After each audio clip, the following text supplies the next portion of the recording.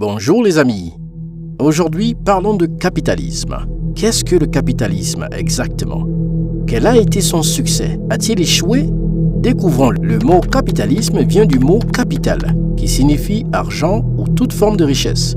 Que vous ayez des maisons, des voitures ou des terres, c'est votre capital. Le communisme est une société où chaque personne travaille selon ses capacités et reçoit selon ses besoins. Si nous devons définir le capitalisme de manière similaire, le capitalisme est défini comme une société où chacun selon ses capacités a chacun selon son capital.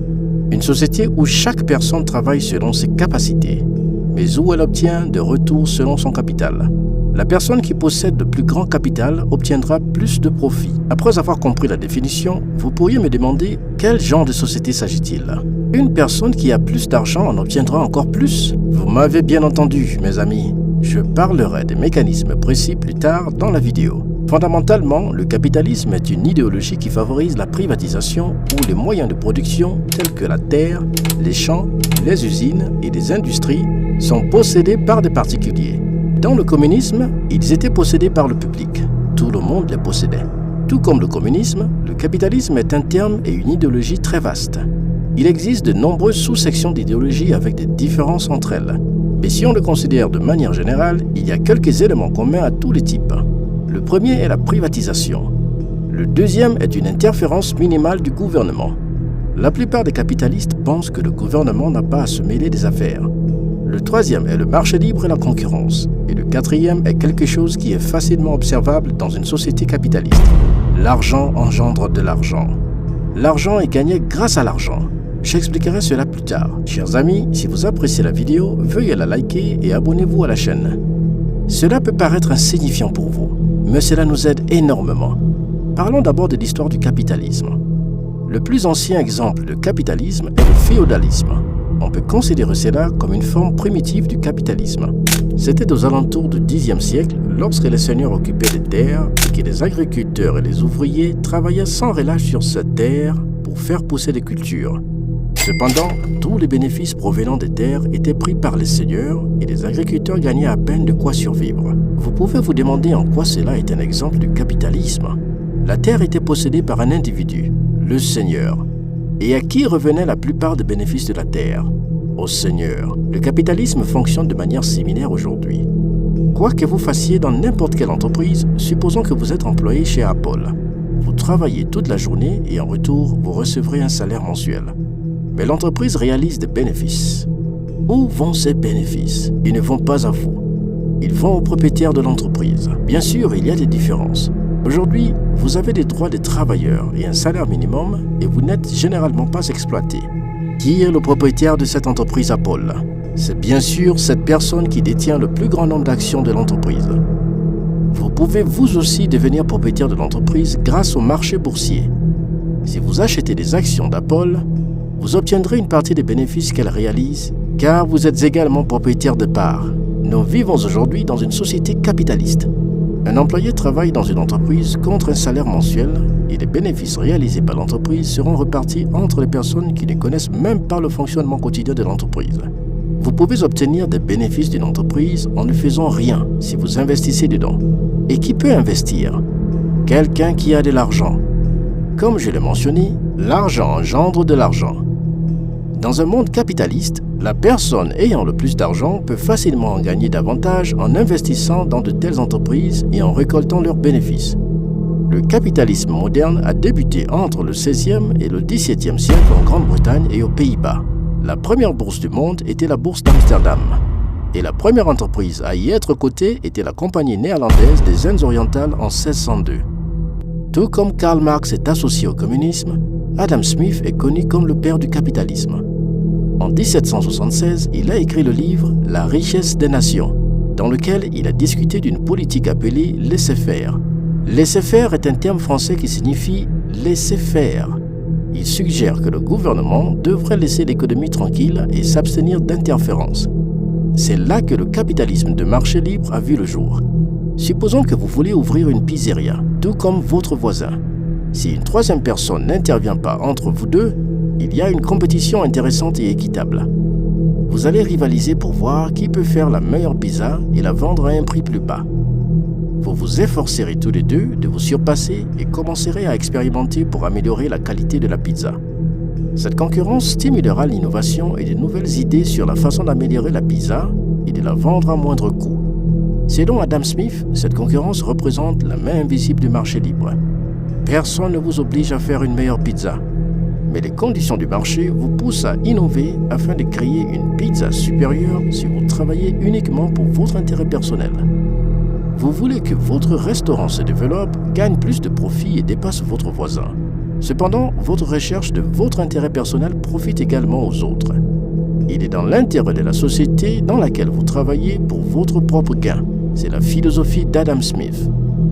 En cherchant à augmenter l'efficacité de votre pizzeria, vous finirez par réaliser que tout faire vous-même n'est pas judicieux. Si vous prenez les commandes et faites la pizza vous-même, cela prendra beaucoup de temps. Il serait préférable d'embaucher quelques personnes. Une pour prendre les commandes à l'accueil, une pour faire la pizza et acheter les ingrédients, une pour ajouter les garnitures et mettre la pizza au four, et une autre pour s'occuper de la livraison de pizza. C'est là que la division du travail entre en jeu. Chaque personne se spécialise dans son travail et grâce à cette spécialisation, la productivité et l'efficacité augmentent rapidement. Adam Smith a également parlé de ce concept. La division du travail est l'une des principales raisons du succès du capitalisme dans le monde entier. Tout le monde a réalisé que s'il voulait travailler mieux et plus rapidement, la division du travail et la spécialisation étaient nécessaires. Prenons l'exemple de l'entreprise Apple. Si une personne veut fabriquer un iPhone seul, cela lui prendrait des années. Cependant, s'il y a une chaîne de montage d'ouvriers pour fabriquer ces iPhones, où chaque personne a une tâche spécifique comme ajuster l'écran ou les vis, la chaîne de montagne pourra produire de nombreux iPhones en une journée. En mettant en œuvre ces idées, la révolution industrielle a commencé et de grandes usines ont été créées. Les conditions de travail terribles et les longues heures d'exploitation prévalaient à l'époque. Cela a conduit à l'émergence des idéologies communistes.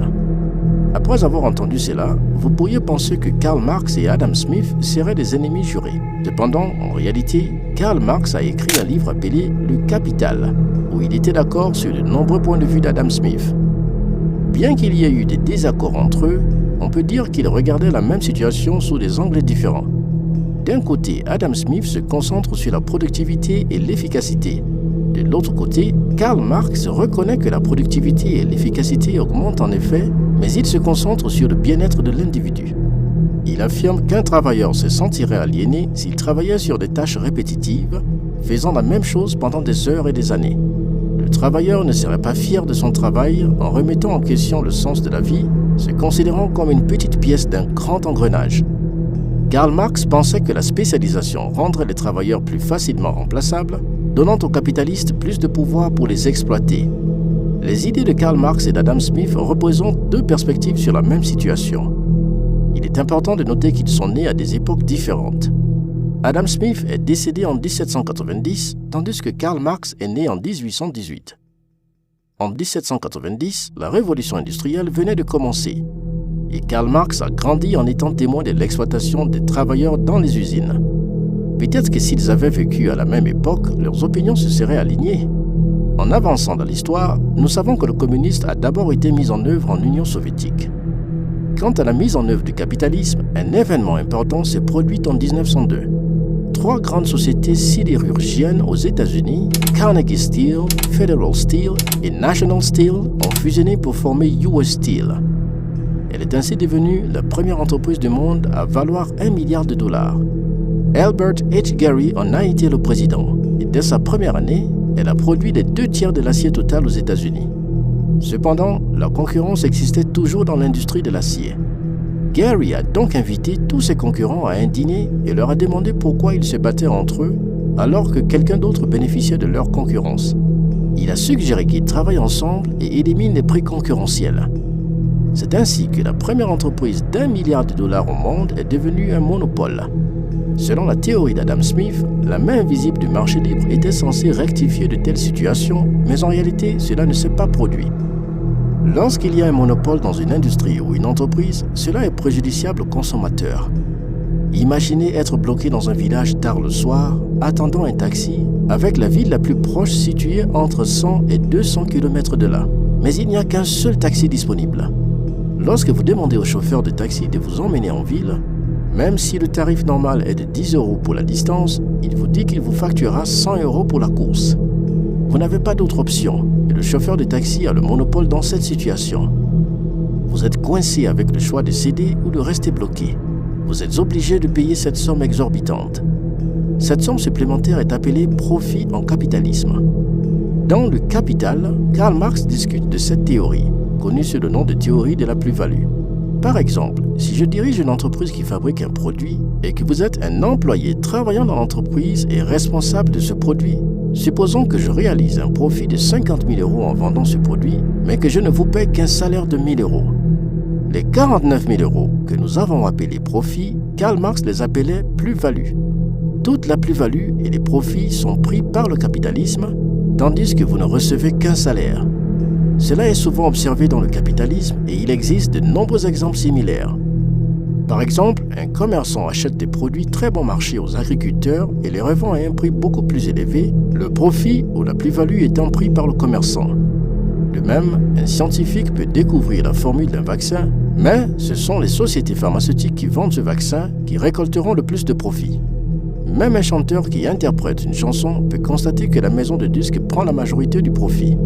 Selon Karl Marx, il s'agit d'un système où tout le monde essaye de grimper une échelle pour éviter d'être exploité, mais dès qu'ils atteignent le sommet, ils commencent à exploiter les autres. C'est un système où le travail n'est pas récompensé de manière adéquate, mais l'argent l'est. Il est toutefois important de noter que toutes les entreprises ou tous les propriétaires d'entreprises n'opèrent pas de cette manière. Il existe des alternatives aux entreprises privées, comme les coopératives de travail à l'exemple d'Amoul. Plus de 3,6 millions d'agriculteurs sont copropriétaires de la coopérative Amoul. Il ne s'agit pas d'une entreprise cotée en bourse où n'importe qui peut investir un capital. Les bénéfices réalisés par Amoul sont repartis entre les agriculteurs qui ont collectivement créé cette entreprise. Cependant, pour établir de telles coopératives, une personne doit prendre les devants. Dans le cas d'Amoul, il s'agissait de Tribhuvandas Patel qui a créé la coopérative en 1946 sous la direction de Sardar Vallabhbhai Patel.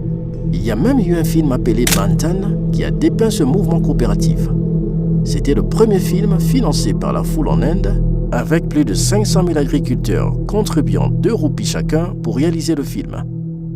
2 roupies indiennes équivaudraient à environ 0,18 € en 1946. En revenant sur l'histoire du capitalisme, en 1929, le capitalisme a connu un choc important lorsque le marché boursier s'est effondré, entraînant la Grande Dépression. La récession a été une caractéristique récurrente du capitalisme, entraînant un chômage généralisé et la pauvreté. C'est à ce moment-là que l'économiste révolutionnaire John Maynard Keynes est entré en scène et a modifié le cours du capitalisme. Keynes pensait que la main invisible du marché libre n'existait pas réellement. Il soutenait que si le marché libre était laissé sans réglementation, cela entraînerait une dépression, une récession et des monopoles. La théorie de Keynes préconisait une intervention gouvernementale et la réglementation des entreprises. Il suggérait de subventionner les petites entreprises et d'empêcher les grandes entreprises de monopoliser le marché en insistant sur la nécessité des règles et de réglementations strictes. Dans les décennies qui ont suivi Keynes, les pays du monde entier se sont inspirés de ces idées et ont mis en place un modèle de capitalisme avec des règles et des réglementations en place. Cependant, dans les années 1980, on a assisté à une résurgence de l'idéologie du marché libre introduite par Ronald Reagan aux États-Unis et Margaret Thatcher au Royaume-Uni. Le capitalisme mis en œuvre pendant cette période est connu sous le nom de néolibéralisme.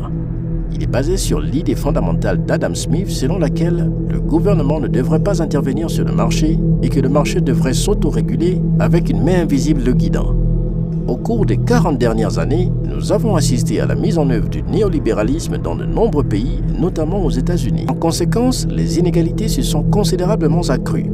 Les riches s'enrichissant davantage, tandis que les pauvres peinent à améliorer leur situation. Les grandes entreprises deviennent des monopoles et l'impact du néolibéralisme se fait également sentir dans le monde entier. Dans la prochaine vidéo, nous discuterons en détail des idées réussies du capitalisme et des échecs dangereux que nous observons aujourd'hui. J'espère que vous avez trouvé cette vidéo informative. Veuillez la partager et vous abonner à la chaîne si vous avez aimé le travail. N'oubliez pas de liker la vidéo et de la partager avec vos amis.